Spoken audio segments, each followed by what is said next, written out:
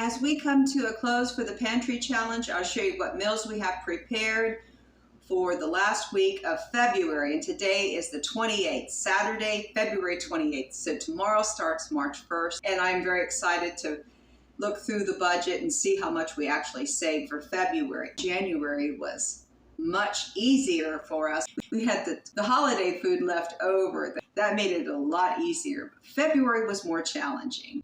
In February, we were getting very low on snacks, and I eat a lot of nuts, and my husband and I both like chips. I gave up chips for a whole month, and then my husband went and bought some. I wasn't too happy about that because I gave into the temptation to eat something that I really don't need in my diet. We were getting low on nuts. That's what concerned me the most. Nuts are the healthiest snack in the cupboard. I finally just combined the nuts and put them all in this container. This makes it look like there's more. And it just makes more sense. It's just more organized. And we had these walnuts left over from the holidays, and I just didn't put the walnuts into my baked items. I omitted it so we could use the walnuts for snacking also. We started to run low on crackers. We thought we were going to have to buy some, but we managed to hold on to these. And we still have plenty of my husband's favorite snack crackers, which we stocked up on in November. As you can see, we still have plenty of lentils, and I plan on making lentil soup today. We have beans, so I think we're pretty well stocked here. It's not bad. We have almost a full container of peanut butter left, and 3/4 a bottle of honey. I was going to make more granola, and I didn't do it because I thought I was running low. I see we have enough where I could have made more granola. Now, as I'm looking at the cupboards more closely, we could have saved more money in February by consuming some of this. I really don't have any way to explain this, but to show you an impromptu grocery haul. So I'm not going to have the pricing on here because this was not planned, but we'll give you the total amount that we spent on a grocery haul that I didn't show you because we had the paint project going on. We are going to backtrack our spending and look at receipts from Aldi. It's the only grocery store we've been to for the month of February. We haven't gone to any convenience stores for food or anything like that. But when I tracked the spending, I could see that some meat was purchased that normally would not be purchased. I had planned on making him a pizza. He did not want a cheese and veggie pizza like I had planned on making, so he grabbed the pepperoni for that. And he also grabbed some sausages and ham.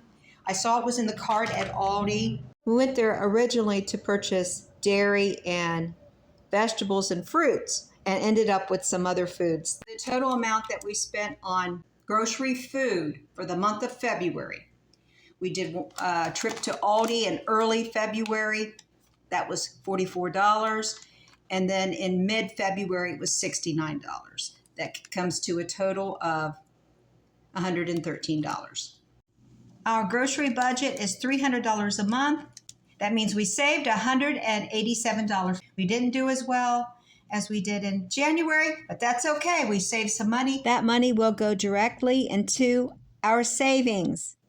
Now I'll just show you what we pulled out of the freezer and refrigerator and prepared and cooked for week 9 of the Pantry Challenge. With the Pantry Challenge coming to an end, I'm checking out the cupboards, refrigerator, and here I'm in the freezer to see what leftovers we have. We have baked goods. These were supposed to be for Valentine's Day, and I forgot all about them. We still have sweets, and I don't have to do any baking this week. This is great.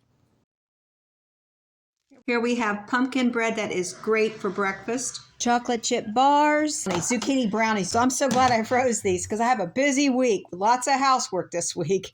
And here we have pumpkin pancakes and lots of shredded zucchini. We can make zucchini bread or zucchini casserole with that. Cream of chicken soup that we can use for gravy also with the frozen chicken and stuffing that I have in one of these containers.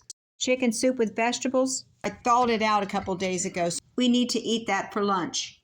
We also have ground turkey that I thawed out from the freezer, and we're going to make a meatloaf today for dinner. We are washing and cutting up vegetables to go with our ground turkey meatloaf. If you have a large cutting board like this one, it's a good idea to do it right over the sink. That way you can wash your vegetables and immediately put them on the board and start chopping them up. This saves time transferring the vegetables from the counter to the sink and vice versa.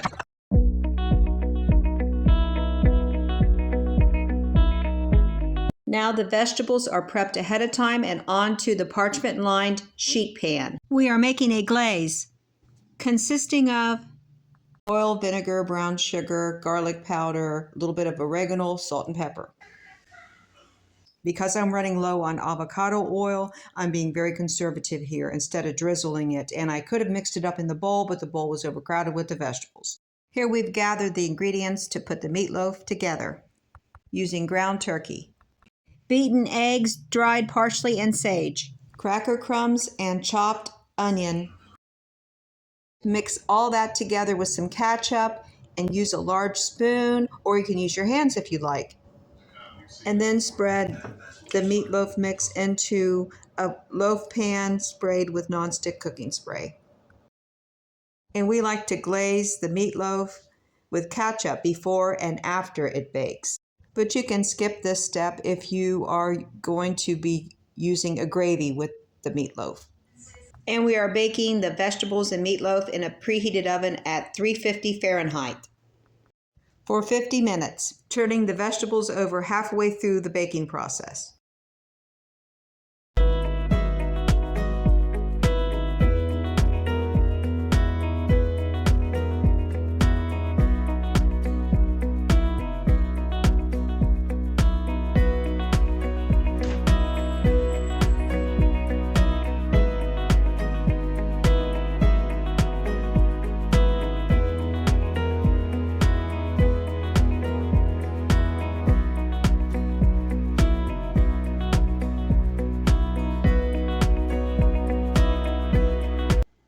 Here we are going to create a very quick meal using fresh ingredients and leftover homemade frozen cream of chicken soup. So we're using leftovers along with fresh ingredients, and the chicken here is leftover also. It is chicken breast from a previous meal.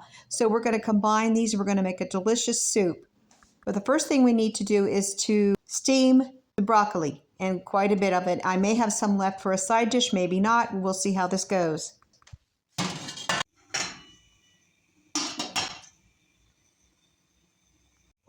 Now, anytime you have leftover chicken or any leftover protein, you should make the most of that and combine it with other ingredients and like vegetables and grains. This really saves money and stretches the budget.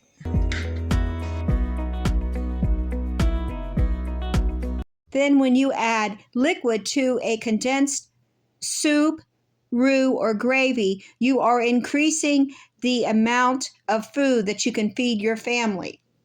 And the broccoli is cooked so that it is fork tender. We'll just add it to the soup.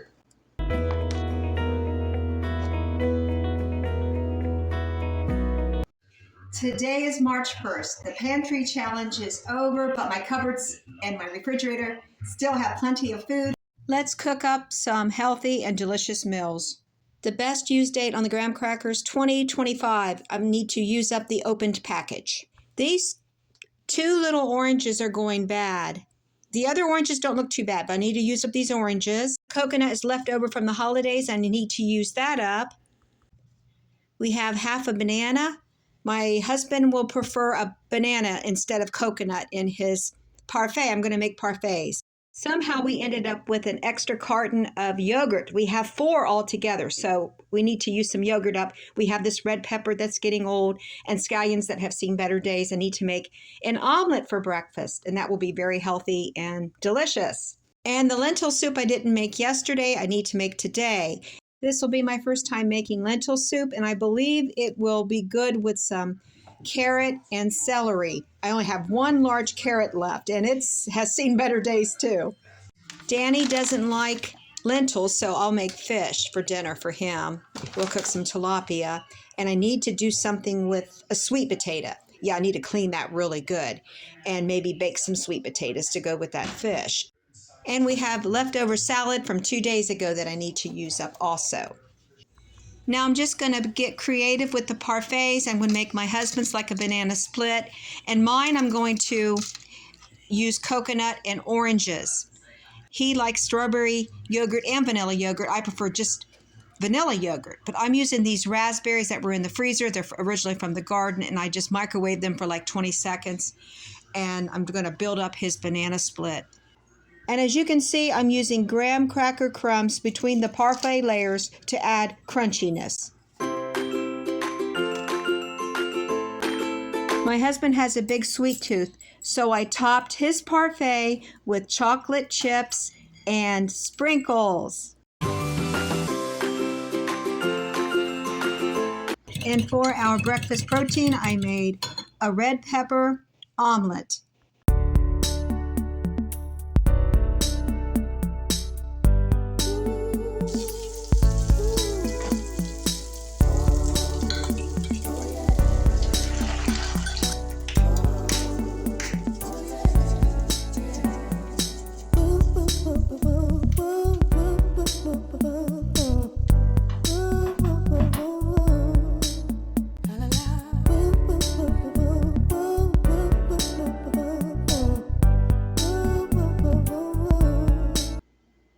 Then I washed and prepped the sweet potato to go with the fish dinner for later.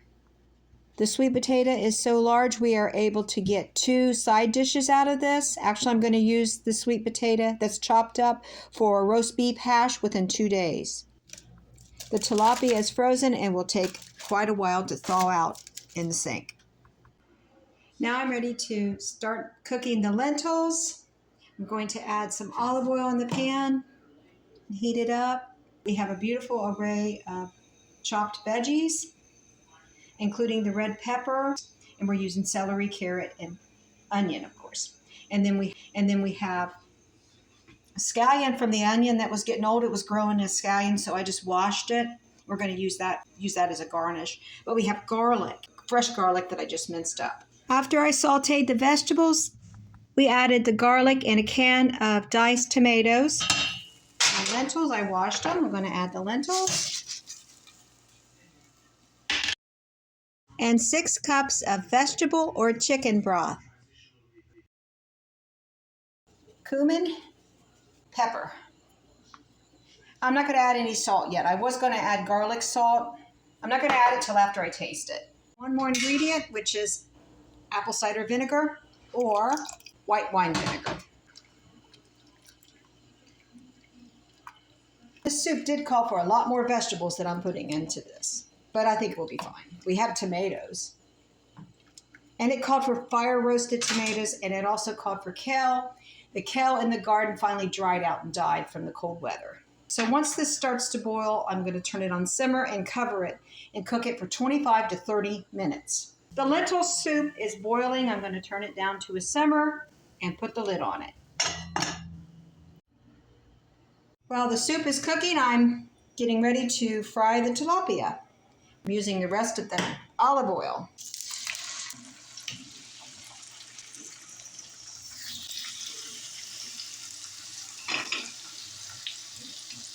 That is good. A little sprinkle of salt. I don't season this much at all.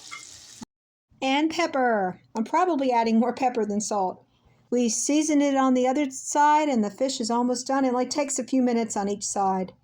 The lentil soup cooked for 27 minutes. Oh yeah, the lentils are very well cooked. They're soft. This looks great. I'm going to throw in some green onion for garnish. Here's the fish dinner for my husband. I did put a little bit of paprika and dill weed on his fish. He'll put butter on it and on his potato also. And here's the lentil soup, which I'm going to do a taste test, and we're going to say goodbye. This recipe is from Love and Lemons, and it's the first time I made lentil soup. Now, I cooked lentils before, but I didn't make a soup. Great. Oh, it's hot.